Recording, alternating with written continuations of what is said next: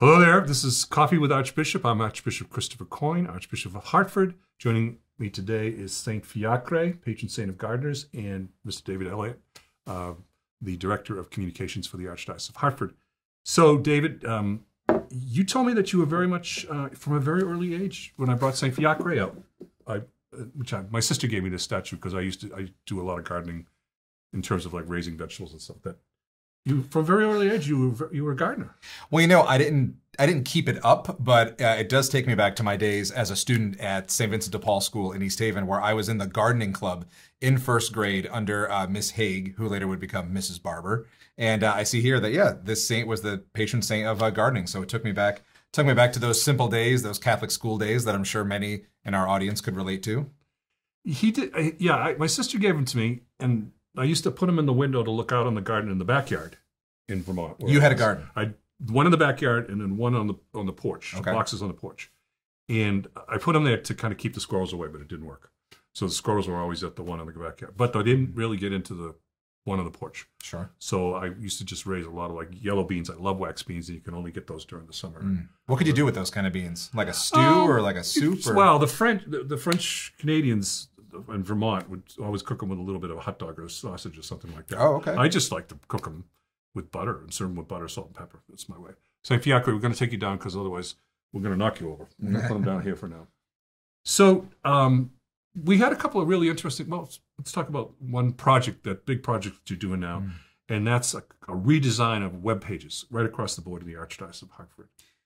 Yeah, so it's very exciting. So all the parishes in the Archdiocese over the course of 2025 and a little bit into 2026 will be given new web pages that'll all have a uniform look and feel to them, so that you know when you're on a parish website, you know this is a parish of the Archdiocese of Hartford. It'll always be very, very easy to find the information that most people are trying to get to when they go to a website.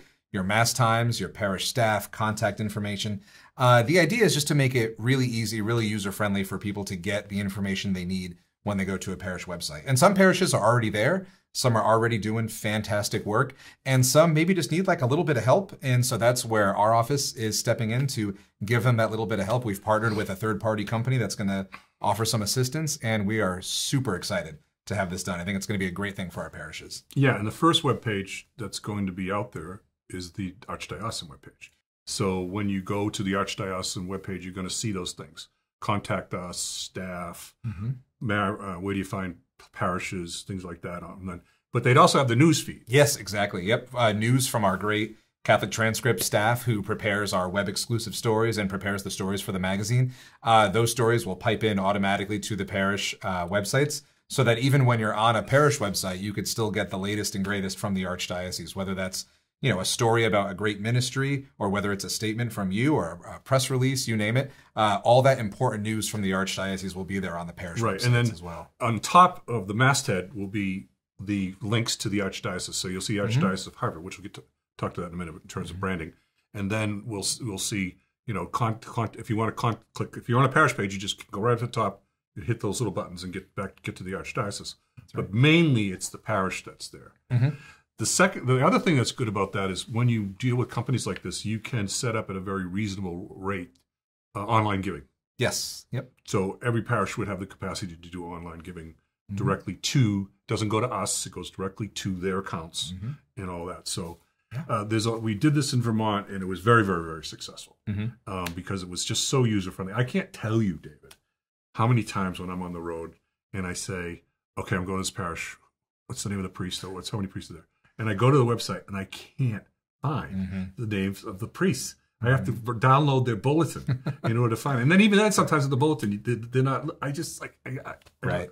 Yeah, and that's what we're hoping all these changes will fix. Because again, I think that's the information you're looking for is the information that a lot of people look for when they go to parish websites. Again, that basic information. You know, who's the pastor? What time is the vigil mass? You know, all this kind of stuff. It has to be easy to find. You know, so I think it's going to be a really great thing.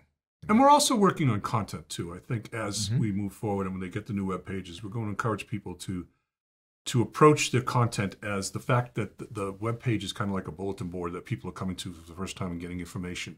It should be user friendly, but it also should be friendly. Yes. You know, when you go and you say, okay, so I'm a mother and a father, new parents, and I want to have my baby baptized.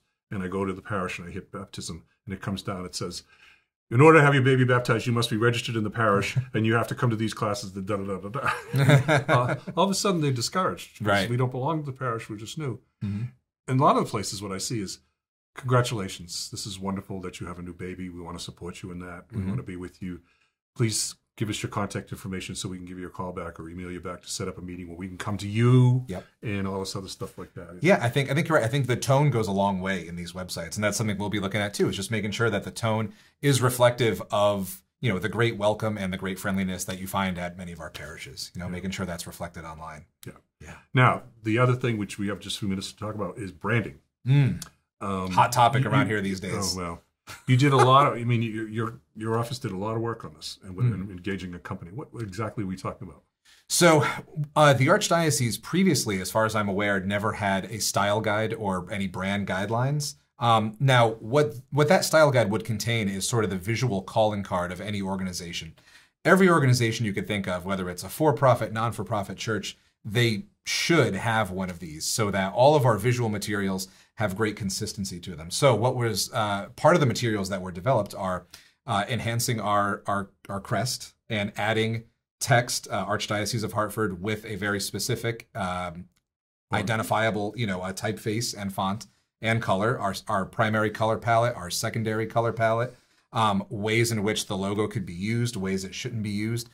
So it really is, you'll be seeing it a lot. Actually, I just saw some of the new AAA materials. Archbishop's Annual Appeal. Yep. And I saw some of those, and it has the new logo and the new look on it, and it really is rather attractive. And I think it'll go a long way towards establishing that sort of visual identity for the organization. And a unification, a unity of the organization. So when Catholic Charities has the branding, it'll say, you'll look at it and say Archdiocese of Hartford, Catholic Charities, however, but you can clearly see that the logo is consistent. And you see that across a lot of organizations. A lot of medical centers, a lot of different, they're consistent with their colors, branding, fonts, everything, regardless of what we're talking about. Exactly. And I also, I had a great meeting with the Catholic Cemetery Association to make sure that the new branding gets integrated into their website. So all of our archdiocesan aligned, ministries and organizations will have the updated branding. And I think that'll go a long way for really solidifying a visual look for the organization. St. Fiacre has given us the heads up that we're running a little long. We need to wrap it up. So this is Archbishop Coyne with St. Fiacre and David Elliott, our communications director, and signing off, Coffee with the Archbishop.